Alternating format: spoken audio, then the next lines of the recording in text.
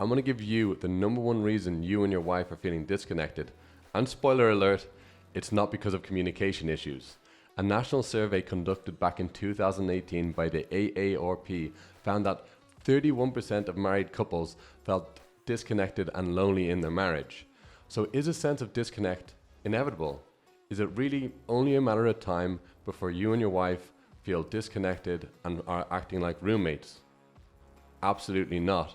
And today I'm going to give you 3 tips to bring you and your wife closer together. Now with all that being said, let's dive right in. If you're watching this video, I'm assuming you're a dad and you've been married anywhere between 5 to 15 years and you're starting to wonder, are the best days of my marriage behind me? Because let's be honest, you and your wife are arguing more, you're hardly getting any affection, and you're feeling the resentment growing in your marriage. So first off, brother, I want to let you know that this is totally normal. What you and your wife are going through, raising kids, parenthood, is extremely stressful. And these stressors will inevitably erode the emotional connection in the marriage. It's only when you go through parenthood and you're up at 3 o'clock in the morning, cleaning up your kid after they just got sick, then having to go to work the next day, coming home to a tired wife and having to try to come together and pull your family together and have an emotional connection. Only when you've gone through that as a parent, you can really talk to me about what it means to try and foster a healthy relationship as you're raising kids. It's extremely tough. So what got you and your wife to this point? Why is there all this disconnect? The number one reason for disconnect is complacency. Let's be honest, guys. You haven't put your marriage first. Your relationship has not been a priority for you or your wife. And this has led you guys to prioritize everything else. Work, your kids, the logistics of running the house. And what happened is, at the end of the day, you'd come home emotionally drained, and that's when you would try to squeeze in time for your relationship. Let's be honest, that never happened. Because, newsflash, watching Netflix together doesn't count as quality time for connection. Now, if these points are hitting home for you and you want help with reconnecting with your wife, book a free consultation with me and my team and we'll see if we can help. You can find the link down below. So the first thing that you need to do to start turning things around is you need to reprioritize your time. You need to put your marriage first. And I'm going to give you 3 practical tips on how you can do this a little bit later. But first off, let's have a look at what a connected marriage looks like. When you and your wife are connected, there's a playfulness and a lightness to the relationship. There's a sense of being on the same team, of having each other's back, that it's us against the world. Now, I like to describe emotional connection like a dance, with you in the lead, creating space for you and your wife, for spontaneity, for passion, for playfulness. You and your wife are in rhythm, in unity. Now, is this dance always perfect? Hell no, it's not, but that's what makes it beautiful. You and your wife are moving together, are adjusting together, are growing together, and you're creating a piece of art that's going to last the test of time. Emotional connection is like the glue of a relationship. It allows you and your wife to stay close together through the ups and the downs in a relationship.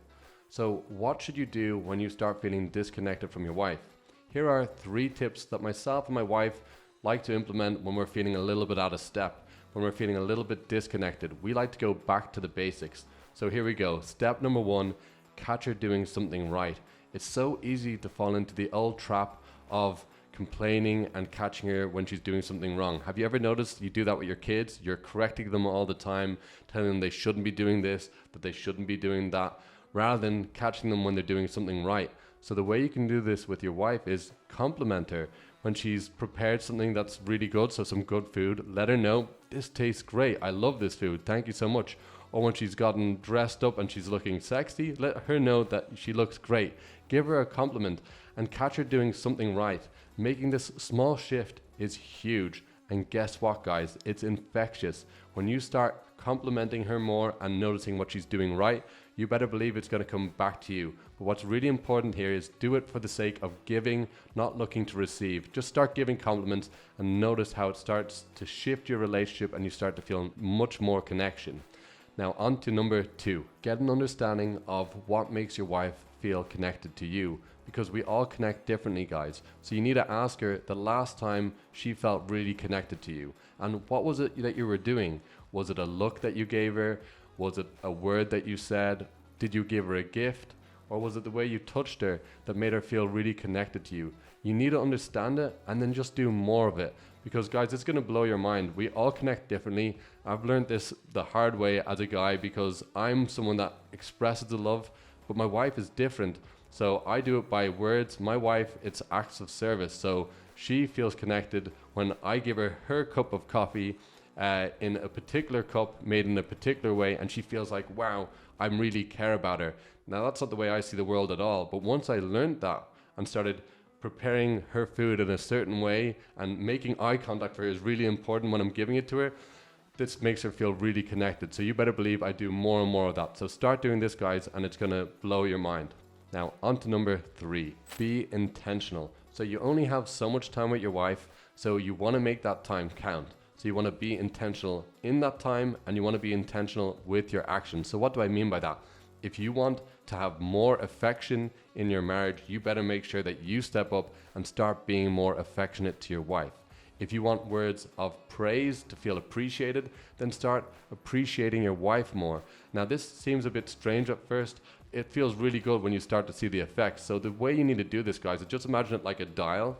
So if you want to have more affection in your marriage, just imagine being affectionate, dialing it up by like 50%. Act more affectionate by 50%. And this is an infectious. Your wife will start acting the same way back to you. You and your wife were doing this naturally when you first got together, but over the years it's died off. And so now you want to be intentional. And when you're intentional about it, watch how that passion, how the playfulness, how the connectedness comes back into your relationship. Now, here's the thing. If emotional connection is like the dance in a relationship, then emotional safety is like the floor where that dance occurs. And without emotional safety, emotional connection cannot happen. So watch this next video on how to build emotional safety and mend your marriage.